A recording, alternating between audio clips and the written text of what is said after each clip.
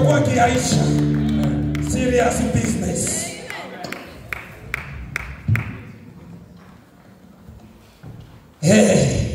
Bwana asifiwe sana. Naona sisi tumekuwa sasa serious. Mbele tulikuwa bado tutakuwa na serious. Na ndio business yetu. Amen, amen. Naona kivukuto kinakuja. Watu wanaanza kupumua. Haleluya. Basi bila kukaa, acha tumkaribishe Mama Fadhili kwa ajili ya kuombea mtumishi wa Mungu. Karibu sana. Tuombe. Asante Mungu Baba, katika jina la Bwana wetu Yesu Kristo. Tunasema asante kwa upendo na uaminifu wako juu ya maisha yetu. Kuwa hivi tulivyo siku ya leo ni neema kutoka kwako tu. Basi Baba, katika muda huu tunaenda kumtia mwalimu wetu mbele zako. Endelea kumbariki anene iliyo yako. Asipunguze wala asiongeze, Mfalme. Hata sisi tutakaposikia Mungu, endelea kufungua masikio ya kiroho. Basi Baba, tunakaribisha utukufu wako na nguvu zako ziendelee kuwa juu yetu kupitia jina la Yesu. Amen. Amen. Chapa makofi. Na kama mtumishi wa Mungu anataka kusimama, basi acha kwa heshima Mwenyezi Mungu tusimame sote kwa ajili ya kumkaribisha mtumishi wa Mungu. Chapa makofi tena. Karibu sana mtumishi wa Mungu. Bwana Mungu awabariki. Amen. Na wasalimu katika jina la Bwana wetu Yesu Kristo. Amen. Nimependa sana lugha ya serious business. Amen. Ni lugha nzuri sana. Unajua kikuwepo na userious kwenye business, hakuna njia ya mkato. Hakuna marupurupu, hakuna corruption. Ndio maana tunapokuwa mbele za Mungu kama vile watoto wa Mungu, tunapotaka kuonana mbinguni, hakuna njia ya mkato. Kuna njia moja pekee ambayo Yesu Kristo alisema kwamba mimi ni njia, kweli na uzima. Mungu akubariki mtumishi wa Mungu. Nimependa sana hiyo lugha serious business. Na shukuru sana kuwa miongoni mwenu tena jioni ya leo. Natumai ni jioni njema yenye baraka na yenye kujawa na mafanikio. Na nitaenda kushukuru baraza la kanisa hii Revelation Church kuweza kunipenda nafasi ya kusimama mbele zenu mara tena. Kwa sababu mipaka imekuwa mingi sana ndani ya makanisa. Na ile mipaka inazuia mpaka watumishi wengine wa Mungu wanakosa namna gani wataenda kufanya huduma mahali fulani.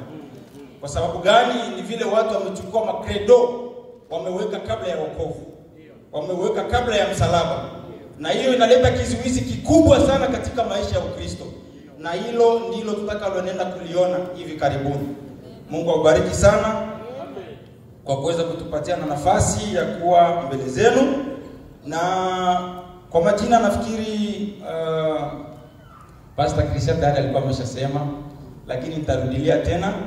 Naitwa Jonas Rafael, kwa jina maarufu Jimmy. Sikuja peke yangu, nimekuja na mpenzi mke wangu. Simama kwanza mama.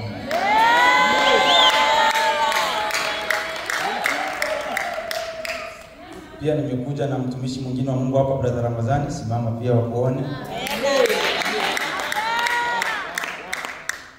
Pia nimekuja na serviteur, nafikiri amepumzika, yeye amelala sasa.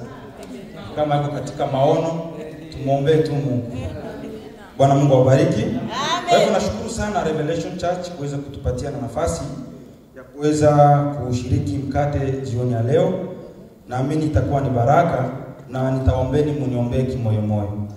Nitakachokiomba ni kunipea tu masikio, munipea attention, yani pay attention. Kwa sababu tunapokuwa kwenye meza za kawaida, hakuna ambaye waga anapenda hata chakula kimpite. Kila mtu anakuwa serious kiasi kwamba anataka tumbo lake lijae. Amen. Tuliona huko nyumbani wengine walikuwa kigombana hata kwenye sahani. Kwa sababu kila mtu anataka tumbo lake lijae.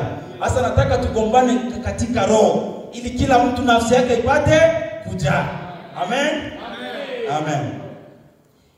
Siku chache na tena wa Kristo watakwenda kumwona Mwokozi. Siku chache na wataipewa zawabu na taji ya uzima. Nangoja sana Bwana Yesu, kama zamu yavyo asubuhi. Kwa dalili zote ninaona sasa kwamba Yesu yu karibu ya kurudi. Amen. Wangapi wana matumaini ya kumsubiri Yesu Kristo? Amen. Tusimame tusome neno. Tutageukia maandiko matakatifu katika kitabu cha Warumi 8:28 hadi 32. Tutashuka hadi 39. Tutasoma kwa urefu kidogo, na pia kama kuna mtu pale tayari atatuandalia Wakorintho wa kwanza 1:10 hadi 15. Acha tusome. Nasi twajua ya kuwa katika mambo yote Mungu hufanya kazi pamoja na wale wampendao katika kuwapatia mema, yaani wale walioitwa kwa kusudi lake.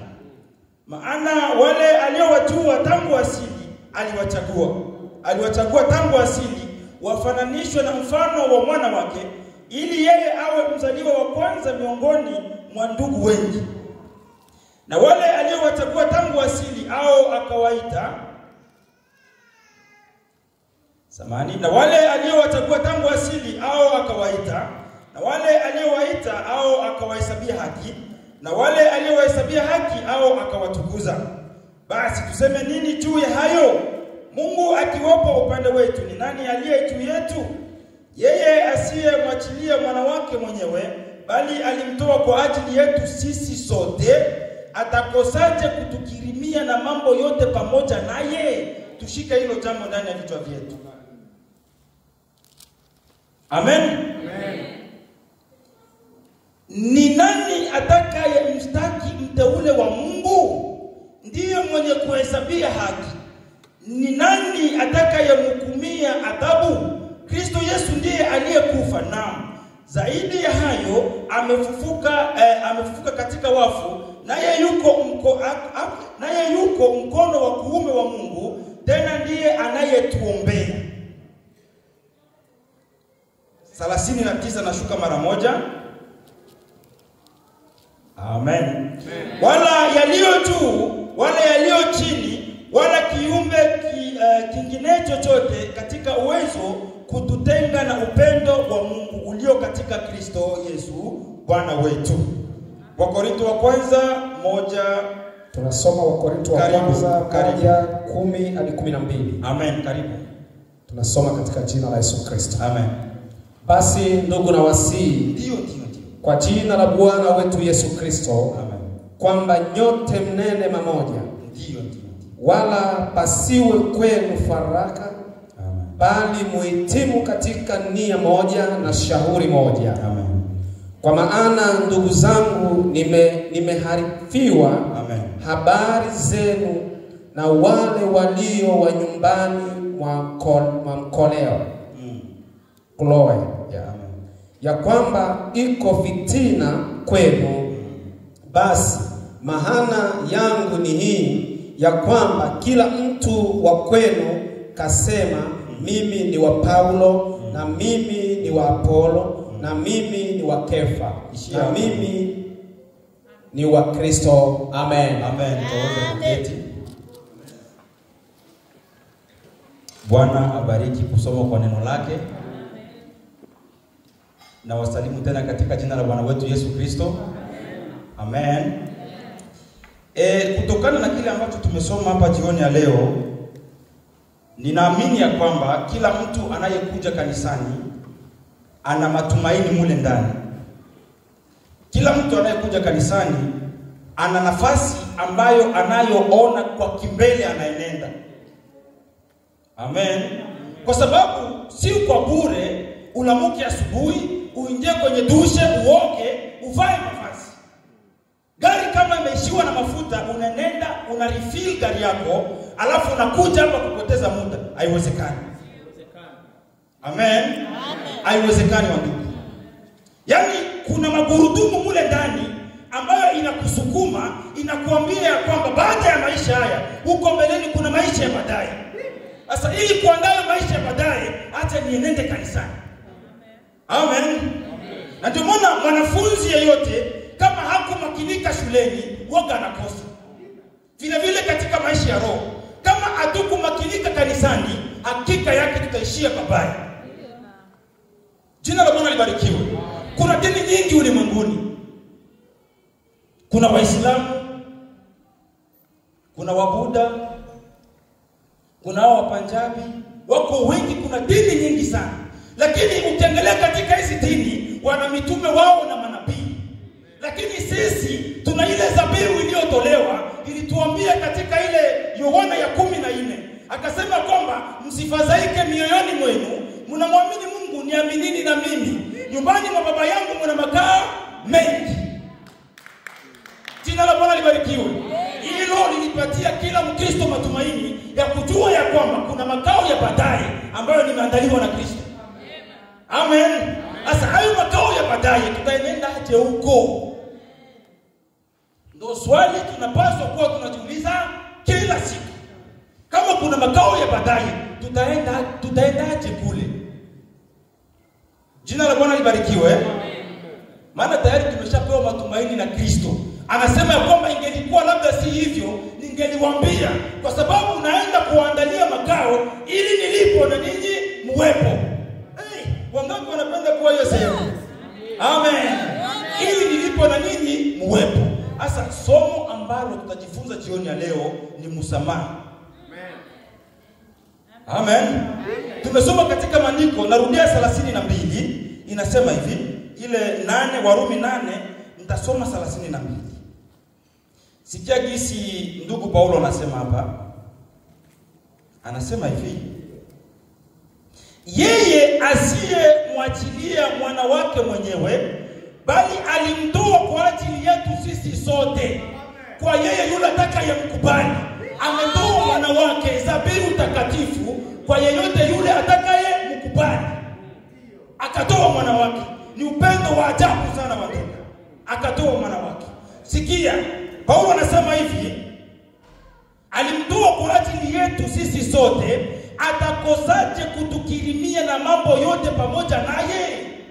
Kama tayari alishamtoa mwana wake, atakosaje kutukirimia mambo yote pamoja na yule mwana wake?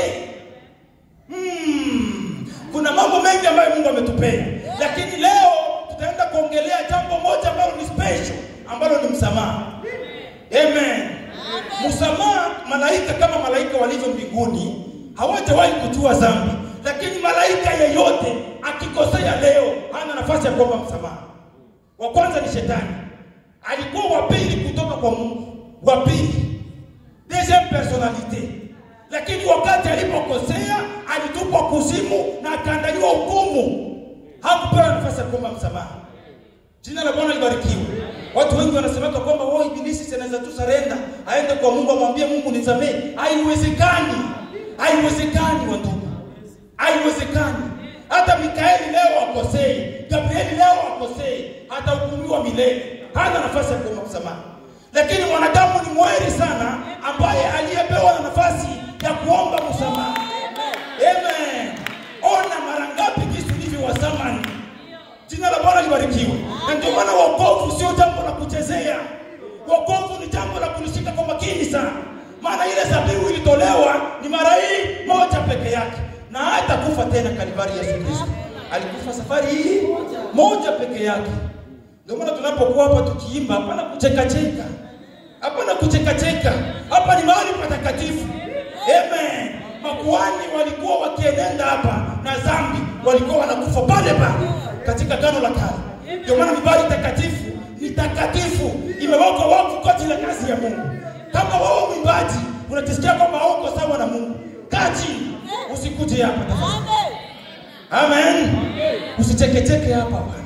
Hapana, si mahali pa kucheka cheka. Si mahali pa biashara. Jina la Bwana libarikiwe. Hapa tunaambiwa ya kwamba msamaha, kuna mafamilia zenye zilitenganaka miaka kwa miaka. Hizi mafamilia ziliapa viapo, na hizi familia ziliuana, watu walikufa. Kuna mafamilia kwa nyumbani watu walipigana vipanga. Huyu anasema siwezi fika kwa mdogo wangu, sitafika kwa mkubwa wangu. Lakini inafika wakati fulani, intercessor anakuja, anaingilia pale kati. Ndugu fulani alikuwa ananiambia majuzi ya kwamba nyumbani kwetu kulikuwa vurugo kubwa sana. Hata dada zangu wasingeenda kumuona mama yangu. Lakini nilipotoka Australia, nikaenda kule Uganda, nikakuta ile vurugo inaendelea, inazuka mzozo mkubwa, nikaingilia kati. Nikaita upande huu, nikaita upande huu, nikawaweka chini.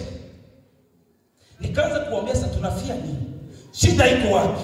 Wote wakajirejea, wakaomba msamaha. Akanionyesha mafoto, ndugu, huyu dada singelikaa pamoja na mama yangu, lakini ona wamekumbatiana. Nikasema glory to God. Amen. Huo ndio ushindi wa msamaha. Kuna ndoa ambazo zimevunjika kwa muda mrefu, lakini kinachowarejesha pamoja ni msamaha. Kama mwanadamu aweza kukaa katikati kuturejesha pamoja, mara ngapi Yesu Kristo? Amen. Yeye ndiye kuhani mkuu anayechukua maungamo ya udhaifu wetu. The great intercessor. Bwana Yesu tusaidie sana. Kwa hiyo wandugu, tunapokuja kanisani, mule ndani muna kitu ambacho kinasik mahali fulani kule tunaenenda. Na hicho kitu wandugu na wadada, sio kitu cha kufanyia mzaha, sio kitu cha kuchezea. Maana maisha haibaki na brilliant. Brilliant ni nini? Photocopy. Vile kitu unaishi hapa ndo proper yako yote. Jina la Bwana libarikiwe. Kuna watu katika maisha yao ambao wanasema kwamba itafika wakati fulani nitaombaka tu msamaha. Itafika wakati fulani nikiwa mgonjwa, nikiwa kwenye kitanda, nitaita wachungaji mkuje, uko wapi? Niombe msamaha. Hapana. Wakati ndo huu. Hii ndio great privilege ambayo Mungu amekupea, ili kwamba lolote ambalo uko nalo ndani yako liondoe ingali mapema. Amen. Maana we don't know hatua mbili za maisha yetu ziko aje. Amen. Na hilo ndio tunapaswa kuwa tunahubiriana kila siku. Maana Biblia imesema kwamba kila inenapo leo ukisikia sauti yake usifanye moyo wako kuwa mgumu. Amen. Hapo ndio tunapaswa kufikia. Nafsi ya mwanadamu ni ya thamani sana kuliko vile ulimwengu 10,000 zilivyo. Hasa kama kuna kitu ambacho unapaswa kuwa nacho makini sana, ni nafsi yako. Jina la Bwana libarikiwe. Biblia inasema kwamba mwili utendao dhambi utakufa. Biblia inasema kwamba nafsi itendayo dhambi itakufa. Hakika yake. Maana dhambi inatoka ndani. Kama ni kusuka unaanzaka ndani. Kama ni uzinzi unaanzaka ndani. Kama ni uasherati unaanzaka ndani. Ndio unazirika wapi? Nje. Bwana tusaidie sana. Mahubiri ya Mungu angalii mwili, ni mahubiri ya bongo, ni mahubiri ya shetani. Amen. Maana kile kilicho ndani ndio kinadhihirika nje. Bwana tusaidie sana. Biblia inatuambia kwamba pasipo huo utakatifu hakuna mtu atamuona Mungu. Amen. Watoto wa Mungu. Amen. Tuko salama wasafiri Ule mji hakutaingia chochote kilicho kichafu wala kinyonge. Kule kutaingia watakatifu peke yake, wale waliofua mavazi yao kwa damu ya mwana kondoo. Hao ndio wataingia mbinguni. Jina la Bwana libarikiwe. Na hayo maisha ya kwenda mbinguni tunayaandaa madamu tuko wapi? Hapa duniani. Lakini kinachotugawanyisha ni nini? Kinacholeta migawanyiko mingi sana ndani ya makanisa ni nini? Tusome maandiko. Amen. Amen. Twende Warumi 5:6. 5:6. Kwa maana hapo tulipokuwa hatuna nguvu, wakati ulipotimia, Kristo alikufa kwa ajili ya waovu. Wakati ambapo tulikuwa hatuna nguvu ndio wakati ambapo tulikuwa ulimwenguni. Hata kama ulikuwa ulimwenguni, still Kristo alikuwa bado anakupenda.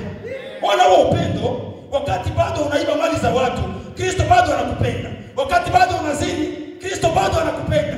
Alikuwa bado anakupenda na uovu wako wote. Asante sana. Asante sana. Baba wangu wa familia angeliniambia kwamba hivi unaanza tembea na ule mwanamke, toka kwangu, toka na utakuwa tena mtoto wangu. Lakini Bwana wetu Yesu Kristo na mabaya yako yote uliyofanya, bado anakupenda. Bado anakupenda. Amen.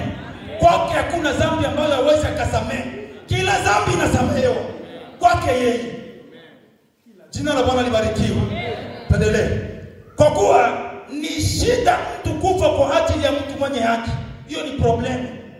Mtu alifanya vitu vya mzuri, akafanya vitu vya mzuri, nitaenda kufa juu ya ule mtu. Ni shida. Ndio Paulo anasema hapa. Ni problem. Amen. Amen. Bali Mungu aonyesha pendo lake mwenyewe kwetu sisi. Kwa kuwa Kristo alikufa kwa ajili yetu tulipokuwa tungali wenye dhambi. Wakati ambapo ulikuwa bado ukivuruga. Yesu Kristo alipokuona katika mpango wake wa wokovu, akasema kwamba kuna mtoto wangu mahali fulani ambaye siku moja neno likifikia atarejea, atanikubali, atatubu na kungama dhambi zake na kuacha mabaya. Tunaambiwa kutubu ni kubadilika. Amen. Kutubu ni kubadilika. Wangapi wamewahi tubu? Mimi nimewahi tubu. Ninajua mara ngapi jinsi kutubu kulivyo kugumu. Ndugu yangu, ukitubu vikamilifu hata kama dhambi utaiona na macho hivi, machozi yatakuanguka. Jina la Bwana libarikiwe. Unaona, wakati mwingine tunazoea maisha ya Ukristo kwa sababu ndani mwetu hatukutubu. Hakuna vitu tulitoa. Tunazoea yale maisha kwa sababu tumejipata tu tumeingia kwa kanisa na tumelizika. Amen. Ndio maana wakati mwingine we are not serious. Hatuko serious na vile tunafanya. Lakini ona mtu mmoja alitubu, ndugu yangu. Ni mtu mwenye anakuwa na task kubwa sana. Amen. Mkristo hawezi kuangushwa hivi tu. Kaboi kana vijana wa madirect wanakuya, wanakubeba, mani wanakuya wanakubeba, au wengine wanakuya wanakubeba, au wengine wanakuya wanakubeba. Hapana. Amen. Miili yenu ni hekalu takatifu. Mungu alisema ya kwamba ataweka makao yake ndani yenu. Amen. Msifungwe nira pamoja na hao wasioamini. Maana jinsi sivyo sawa. Kuna upatano gani kati ya nuru na giza? Ama yeye aaminie ana uhusiano gani na asiyeamini? Maana ninyi ni hekalu takatifu la Mungu. Jina la Bwana libarikiwe. Mahali pekee pa thamani ambapo Mungu alichagua kuishi ni ndani ya mwili wa mwanadamu. Sasa huo mwili uchafua na wagarso? No. Hapana. Jina la Bwana libarikiwe. Amen. Anayekupenda, anayetaka kukuoa, atakwambia nitaenda kwenu. Hatakwambia kuja kwangu akupatie randevu. Hapana wadada. Hakika yake kama mnafanya kazi ya Mungu hapa, yawabidi kuwa watakatifu, wasiokuwa na wao wala kunyanzi. Jina la Bwana libarikiwe. Maana kuimba kwenu hapa ndio kunaandaa Roho Mtakatifu akuje anene na watu wake. Amen. Wakati mwingine kanisa linaingia baridi kwa sababu vile dhambi zinakuwa nyingi. Amen. Hatutaki kutubu dhambi. Jina la Bwana libarikiwe. Ni ole sana kwa kanisa. Amen. Hivi tunajiuliza maswali ndani ya mioyo yetu. Yesu tunaimba kila siku, ninangoja sana Bwana Yesu. Ninangoja sana Bwana Yesu. Shida sio Yesu kuja. Shida ni wewe kujiandaa kwa ajili yake. Haweza kaja hata leo, hana problem. Lakini umejiandaje? Utaenda wapi? Amen. Kila mtu afanye inventaire ya maisha yake. Ingia ndani ya moyo wako. Kama kuna kitu ambacho huwezi ukadanganya, ni moyo wako. Ingia ndani ya moyo wako. Chunguza maisha yako, utaona wapi ulipo. Jina la Bwana libarikiwe. Naweza nikaja hapa mbele zenu, nijitape mimi ni mzuri, nilitubu. Kumbe kule nyumbani niko na maisha yangu anajua tieno futi bure. Amen. Nafsi yangu inaniambia kwamba huyu anahubiri hapa lakini bure. Amen. Biblia ikasema kwamba mioyo yenu isipohukumu ndipo mna ujasiri mbele za Mungu. Lakini madamu unapohukumika, madhabahu iliwekewa hapo kwa ajili ya toba. Jina la Bwana libarikiwe. Lakini makanisa yetu imekauka. Hakuna tena toba. Hakuna uamsho. Yesu yuko wapi? Yesu yuko miongoni mwetu. Alituahidi atakuwa pamoja na sisi hadi mwisho wa dahari. Amen. Yuko wapi Kristo? Yuko kanisani mwake. anapatikana ndani ya bibi harusi wake, anapatikana ndani ya moyo uliopondeka. Daudi akasema, uniumbie moyo safi, moyo wa nyama uliopondeka. Uko wapi huyo moyo? Jina la Bwana libarikiwe. Siku 5 tunafanya machafuko, lakini tunakuja hapa tunakuwa watakatifu. Kanisa lizoeleki. Jina la Bwana libarikiwe. Kanisa lizoeleki kuzoeleka wa ndugu. Kuna watu wanapata na vifo vya ghafla kwa sababu vile wanakuja na mazambi hapa. Wadada fulani nilala hakulamuka. Ni kwa nini? Alizini Saturday. Sunday anakuja kanisani. Amen. Wow. Lendi hakulamuka. Huyu Mungu tunayeabudu, tunaposema kuhusu Mungu, Mungu anaishi. Hapana vile watu wanasemaka Mungu alikuwa agano la kale, alitembea na Musa tu na Elia. Sasa kama alitembea na Musa, ila Waebrania 13:18 tusome kwanza. Tuisome kwanza. Kama kuna mtu amefika pale atusaidie. Mniambie kama muda utakao umeisha. Tuishie hapa. Hatuhitaji muda mwingi, bali tunahitaji kusikia kwingi. Waebrania 13:18. Waebrania 13:18 nasema, ndio. Tuombeeni maana tunaamini kwamba 3:8. Ndio. 3:8. Nasoma. Inasema Yesu Kristo ni yeye yule jana, leo na hata milele. Jina la Bwana libarikiwe. Amen. Kama Yesu Kristo alifanya kazi ndani ya Paulo, zile nguvu ambazo zilifanya kazi ndani ya Paulo ziko ndani ya kanisa leo. Hajawahi badilika. Kama alifanya kazi ndani ya Stefano, hata leo anafanya kazi ndani ya wana na binti zake. Ni pale ambapo utakubali kupokea ile zabihu iliyotolewa, zabihu ya mwana kondoo. Nani ataikubali hiyo zabihu? Amen. Nani ataikubali hiyo zabihu? Kila mtu anajiona kwamba yuko perfect. Na tukambiwa ya kwamba na maandiko, pale unapojisikia kwamba umesimama, angalia vizuri, utakuwa tayari umeshanguka. Amen. Makanisa ya kale tungeliyaona, baada ya mahubiri watu wangelikuja kwenye mibari, wangelianguka na kuanza kulia, kutubu dhambi zao, kuondoa mizigo walio nayo, kwa sababu walijua ya kwamba we are pilgrims. Amen. Kuna mahali tunaenenda, na ndio maana inatubidi kutubu. Jina la Bwana libarikiwe. Amen. Sifikiri kwamba mizigo tulio nayo ya chuki itaingia huko mbinguni. Makanisa yamekuwa mengi sana. Branham wako kule, Revelation Church iko kule, Wesley Methodist iko kule, lakini ni nini kinachotukawa? Paulo anasema kwamba sasa mimi hamkubatizwa kwa jina langu. Mnaanza kusema sisi ni Apollo, sisi ni Kefa. Nani alibatizwa kwa jina langu? Hakuna hata mmoja. Amen. Ule upendo wa kale uko wapi?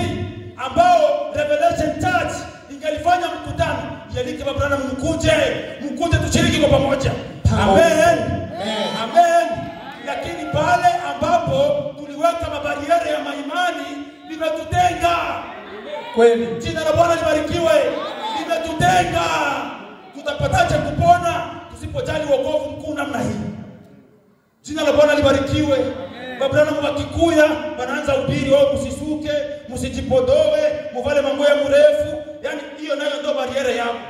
Banajifungia kwa wewe nabo, msisukake, msijipodoe, msifanye hivi. Amen. Alafu wanaona wale wengine ambao wanasuka kama vile hawafai. Hapana. Kama mtu bado anasuka, muombee Mungu. Jina la Bwana libarikiwe. Muombee Mungu.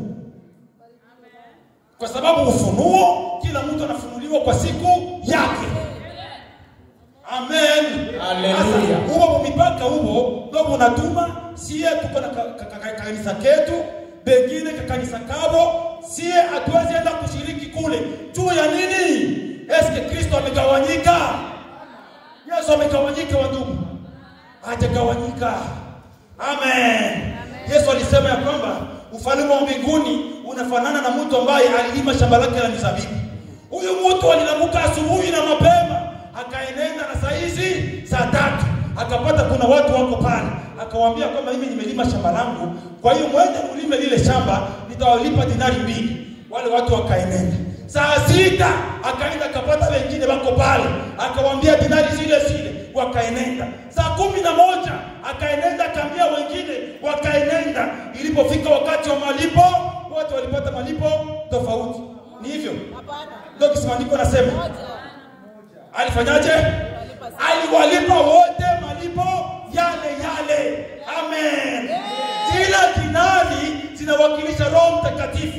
Roho Mtakatifu yule ambaye wale wa asubuhi walimpokea, ndio yule ambaye wale wa jioni walimpokea na wale wa mchana walimpokea. Amen. Hakuna Roho Mtakatifu wawili.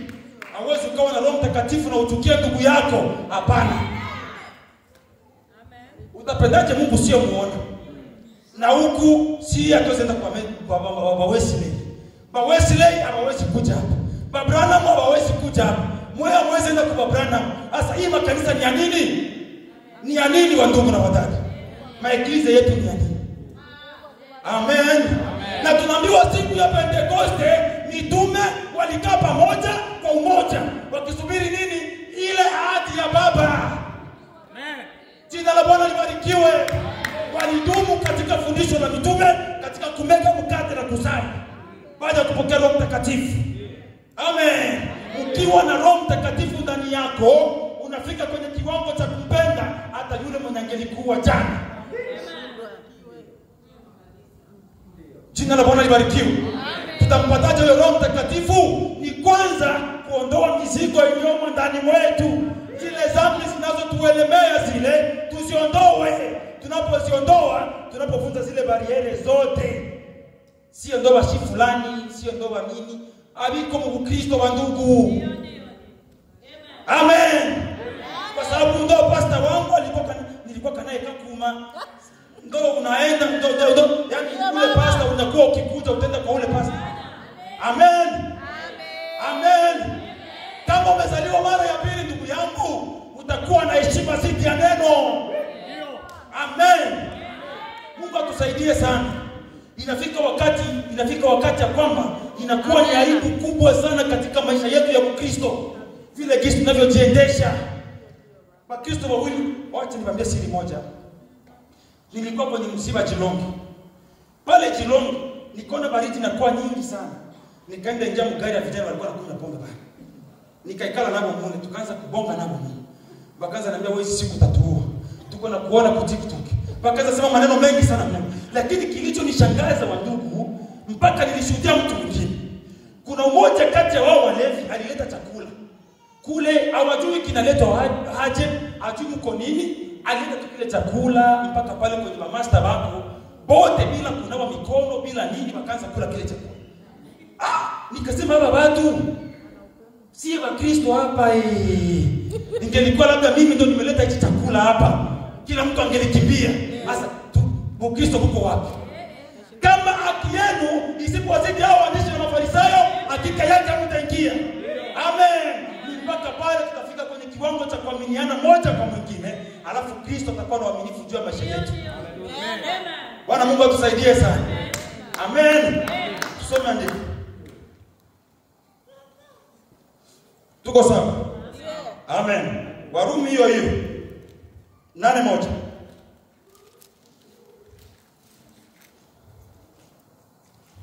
Warumi 8:1 nasema hapa. Amen.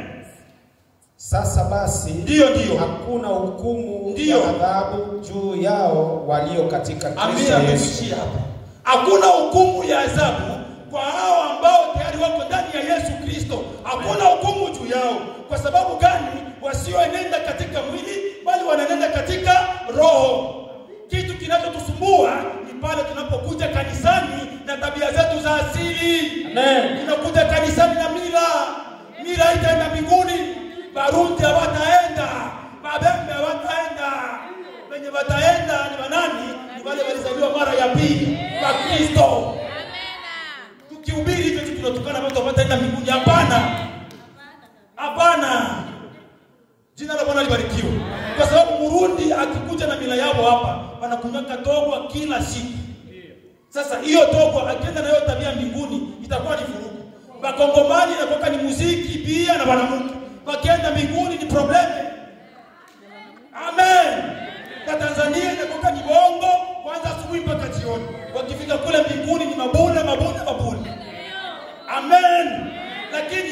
Nikodemo akaambiwa ya kwamba usipozaliwa kwa maji na kwa roho, hakika yake hautaingia. Jina la Bwana libarikiwe. Inabidi ule mgondo wote, ule mchimbinji, niwache nyuma, nikamate msalaba, nimkumbatie Yesu, nione mateso yake kwa Kalvari. Amen. Bila hiyo hakuna ataenda mbinguni watoto. Hakuna kanisa litaenda mbinguni. Babrana hawataenda mbinguni. Natangaza, Babrana hawataenda mbinguni. Wesley Methodist haitaenda mbinguni. Amen. Revelation Church haitaenda mbinguni. Wenye wataenda mbinguni ni wale ambao walikubali kupokea dhabihu iliyotolewa. Amen. Oh. Au ndio wataenda watoto. Tujiandae. Babebe wanaimba kwamba Yesu asela wena ocho. Tuiongie lobanja lokelwacho. Hukumu ya Mungu ni ya haki. Wenda wachungaji wengine hawaoneshaki mara ngapi kisi hukumu ya Mungu ilivyo. Watu wengine wanasema kwamba tukienda kuzimu tutazoea. Sio shida yangu, lakini kuna mtu mmoja kule, yule tajiri, wakati ambapo alikufa Lazaro akakufa, alisemaje? Tunaelewa maandiko vizuri Tunaelewa maandiko kuzimu haikuwaki. Nikikufa na wangu vinaishia pale. Kuna maisha baada ya kifo. Tengeneza maisha kabla ila hukumu haijaja. Ni leo ukisikia sauti yake usifanye moyo wako kuwa mgumu. Amen. Jina la Bwana libarikiwe. Kama kuna mahali ambapo usingelitamani kuenenda ni kuzimu. Watu wanataabika kule, wanapiga mayowe, hakuna mwangaza, hakuna giza. Kuna hali ya utusitusi. Amen. Amen. So kinachopataka mwanadamu kiburi ni nini? Ni pale ambapo bado anapumua, angali anatembea mgari, angali anaenda kwenye appointment, angali anajiona naweza tukana kila mtu, naweza piga kila mtu, naweza penda kila mtu, naweza pendwa na kila mtu. Kale kiburi ka uzima kanaingia ndani, shetani anakunembeleza, anakupoleza kabisa, eti hapana, hata kama ulisharatikaka usitubu tu. Unajua Mungu anajuaka vyote. Mungu ajui vyote. Mungu anajua msamaha. Huo ndo Mungu anajuaka. Aungamaye dhambi zake na kuziacha, huyo atasamehewa. Amen. So shetani anakunembeleza mule ndani, anakuambia unajua Mungu ni mwingi wa rehema. Alikuja kufa kwa ajili yetu. Alikuja kufa kwa ajili yako ili wewe ukubali kule kufa kwake, ukubali mateso yake, ukubali kifo chake. Ndio maana alikuja kufa kwako. Lakini kama bado kuna kitu ambacho uko nacho ndani mwako, jioni ya leo ni nafasi nzuri sana ya kwanza upya maisha yako. Maana wewe ukasema ya kwamba mimi sina makosa, ni bongo. Amen. Tunaambiwa na maandiko kwamba tukisema kwamba tuna dhambi tutajidanganya, tutamweka Mungu kuwa mwongo. Amen. Nafasi iko. Hatuna muda wa kupenda masema uli tuko tunahubiri. Hapana, ni mambo ambayo iko simple and clear. Tumepigwa na maovu. Tumenenda mbali na Mungu. Sasa wakati huu ni wakati wa kurudia. Hakuna ambaye aliyestahili. Sote tulikuwa kama vile kondoo ambao tumetawanyika. Wamoja walienda kwenye njia za ulevi, uzinzi, uasherati, anasa, mambo mengi sana. Amen. Lakini kile kiu kilichokufanya wewe kuja kanisani kitimize leo. Amen. Unajua watu wangapi wanatamani na wao waisimame hata waimbe wako, lakini atapataje zile nguvu? Lakini kama bado ungali na ile neema ya kulamuka tu kwanza asubuhi, unapata ile nguvu ya kuingia ndani ya gari, unapiga hatua ya kwanza, hatua ya pili, hatua ya tatu, sema Mungu nisamehe. Hakika utaona msamaha wake. Ambia Mungu nisamehe. Kwa sababu wakati huo ambao ulipiga hatua ya kwanza, kuna mtu alikufa. Jina la Bwana libarikiwe. Ulipopiga hatua ya pili, mwingine akakufa. Ulipiga hatua ya tatu, mwingine akakufa. Sasa wewe ni nani? Una nini? Amen. Ulimlipa Mungu nini? Ili akuamshe. Anajua ya kwamba huenda kuna wakati ule mtu ule ile maovu alifanya, huenda atajisikia kutubu yale maovu. Hata nimlamushe tena, anakupatia kingine kama nafasi la mka basi. Unalamuka tena unakuwa gangi. Nilikuwa na mpa wangu Kakuma. Huyu alikuwa rasta wa mzuri. Alikuwa rasta everywhere. Rasta, mahivi, maereni, nini, mapua. Yaani ukimuona rasta, wa mzuri. Lakini acha niwaambie kisi mwili ni mbumbafu sana. Huyu alipigwa na mdudu kwenye kidole hiki. Rasta. Mtu wa masharme, mtu wa mangoya bei. Siku moja alipigwa na mdudu kwenye kidole kimoja. Nikaenda tu, alikuwa jirani yangu, tulikuwa tunachangia fence mimi naye. Nikaenda kumkuta nalala kumurago, ile mashenete mikufu yote ashaweka chini, ile mabage yote ashatoa, na kumamili yote ashatoa, rasta zimeshavurugana mkichwa, iko pale analia. Nikamwambia bwana, wewe uko rasta? Imekuaje tena rasta? Akanambia hapa kuna tena rasta. Niko nasikia kidole kinauma sana. Kama kuna dawa niliambiwa nikiweka ndani ya choo kitaisha. Rasta, ona hayo maisha ni kidole, sio hata kichwa ama mguu. Kidole kimoja kikasumbua mwili mzima ukalala pale. Mwili huu hauko kitu wa ndugu. Mwili unatudanganya. Mwili huu ni maua. Kuna siku na saa ambao na wewe tunakuendea mochwari. Fulani huyu wa jana tu hapa mochwari. Jina la Bwana libarikiwe. Na banaandika pale dress code white, mkiwa mnavala white. Na tutapost, tutaweka mapicha fulani huyu fulani huyu fulani huyu fulani huyu. So hapo utajua mema na mabaya vizuri. Kwa sababu mtu anapokufa unakufa na akili zako zote. Tusome maandiko. Ukikufa unakufa na akili zako zote. Yule tajiri yule alimwambia Ibrahimu ya kwamba waambie ndugu zangu huko wasije mahali kama na hapa. Akili alizitoa wapi? Na iko kuzimu. Ambia ndugu zangu, na iko kuzimu. Ukikufa unakufa na akili zako zote timamu. Na hapo ndo utapiga vilio vyenye haujawahi lia maisha yako.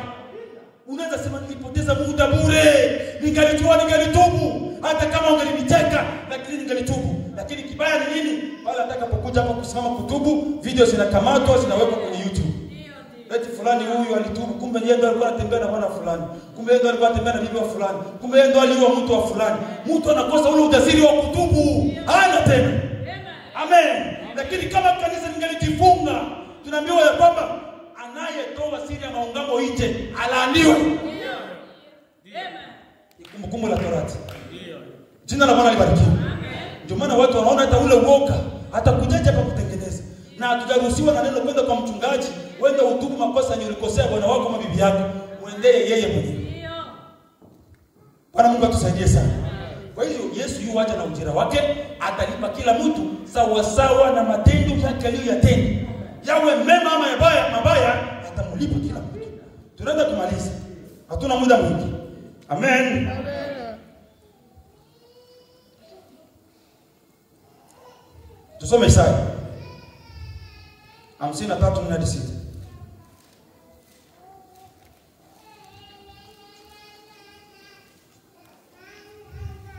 Tuko pale. Isaya 53:6. Isaya 53 ine hadi 6. Ndio. Inasema, karibu.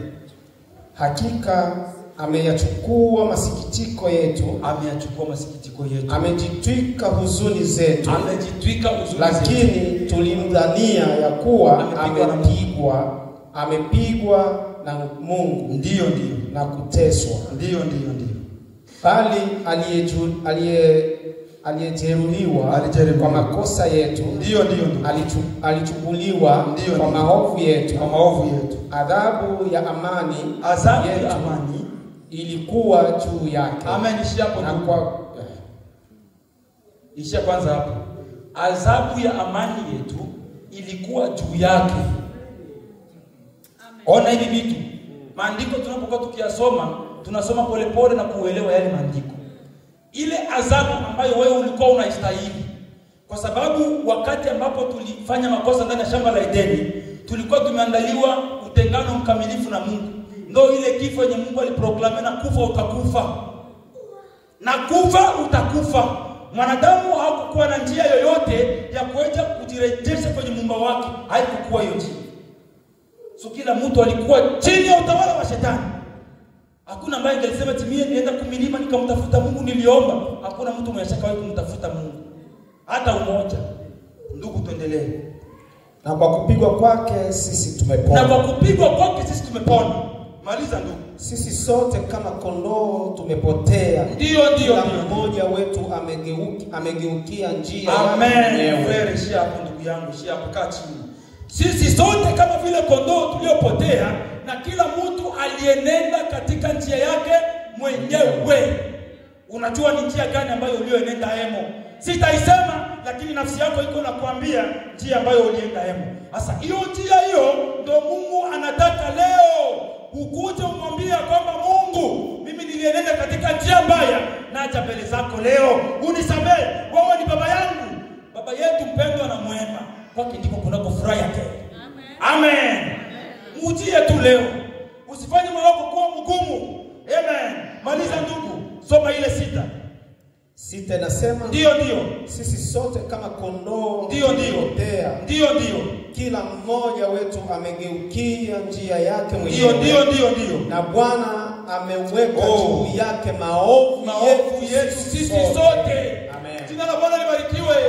Maovu yote tuliyoyatenda, haijalishi ni vibaya vingapi ambavyo ulivifanya, lakini Mungu aliweka yale maovu yako yote juu yake. Akasema kwamba njoni nyote msumbukao na kulemewa na mizigo, na mimi nitawapumuzisha. Pumziko la kweli na pumziko tamu liko ndani ya Yesu Kristo. Ukimkubali leo kuwa Bwana na Mwokozi wa maisha yako, hakika yake utapata wokovu. Amen. Usiseme ya kwamba unajua kule kuingia kwa kanisa kunatufanya sisi kujihesabia haki sana. Ndio. Naendaka kwa kanisa. Tu ukiuliza hata wazungu wanasemaka yes I'm going to church, na iko na bangi iko na vuta. Tulikuwa na umani tumero wa kanisa, marasta yamejaa, sigara kila dakika 5 anatoka anaenda kunywa sigara. Na ni tumere kwa mzuri mkanisa anapiga kadrumu. Sasa kule kuenda kwa kanisa kumetufanya sisi kujihesabia haki, tayari tulishaokoka. Na ndivyo. Siku ya Pentekoste wakati Petro alihubiri Injili, aliambia watu tubuni, mkabatizwe kila mmoja kwa jina la Yesu Kristo kwa ondoleo la dhambi zenu, nanyi mtapokea kipawa cha Roho Mtakatifu, kwa sababu ahadi hii ni kwa ajili yenu, watoto wenu na wote walio mbali, na wote watakaoitwa na Mungu wetu wamjie. Amen. Kwa hiyo Ukristo ni maisha mapya ndani ya Yesu. Ukristo ni kubadilika kuacha njia ya kale. Unaweza sema kwamba mimi siko kinaiba tena, siko kinazini, siko kinatukana, siko kinasharatika, lakini nimeshaanza njia kanisa. Lakini Mungu anasubiri mdomo wako sasa useme.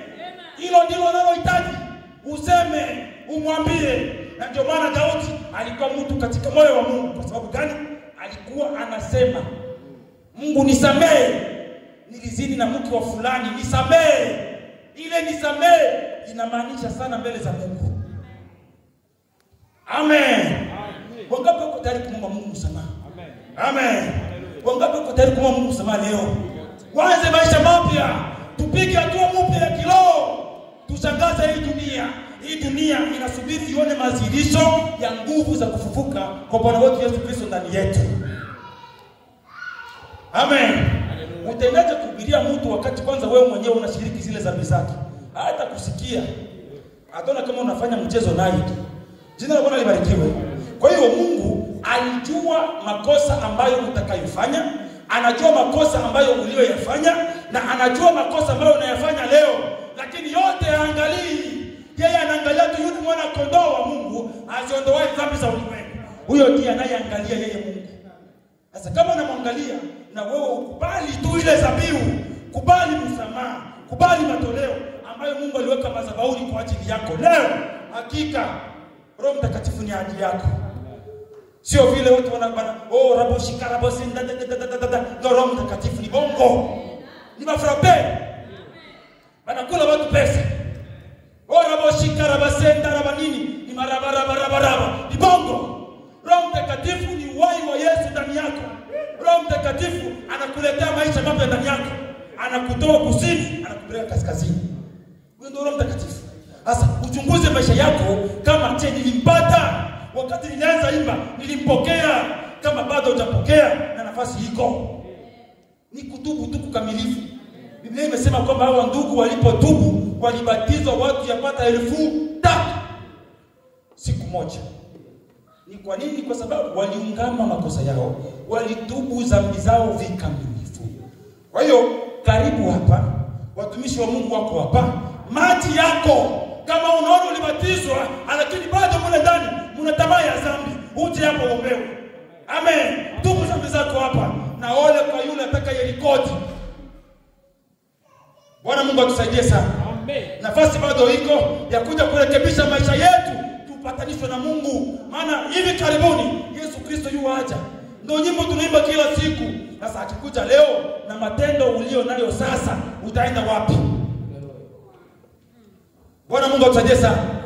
Hilo ndilo jambo tunapaswa kwa tunajiuliza kila mara. Akifika hapa leo na eta actuale yangu, nitaenda wapi? Nitakuwa mgani wa nani? Jina la Bwana libarikiwe.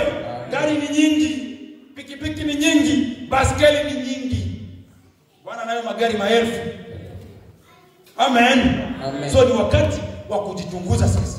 Wapigaji wa vinanda mkuje. Nani aweza kuniweka huru kwa Yesu Mwokozi? Tafadhali tuombe. Yesu Mwokozi, nguvu kushinda nipate kwa damu ya Yesu Mwokozi. Kuna nguvu, kuna nguvu. Wale ambao wanaojisikia kufanya upatanisho leo na Muumba wao, na nafasi bado ipo, watumishi wa Mungu wako watawekea mikono. Tafadhali sana, maana hakuna muda mwingine baada ya huu. Kama kuna wakati mweri sana, ni wakati ambao tunaoishi leo. Haya masaa ndio masaa ambayo umepewa decision, umepewa chaguo, ni masaa haya. Kwa hiyo kama umejisikia kwamba neno limekugusa, karibu tuombe pamoja.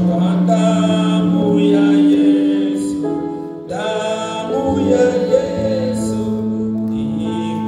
ikaribie kisima cha hai, kisima cha damu ya Yesu.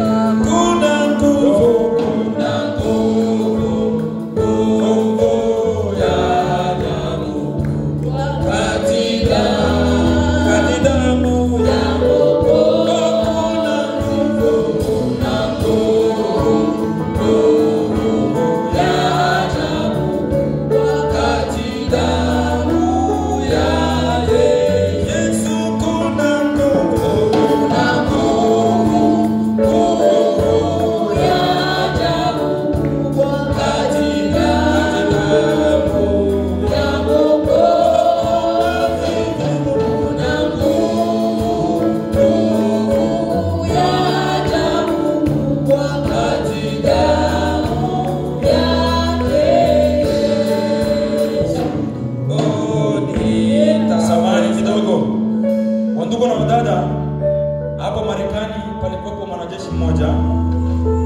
mwanajeshi.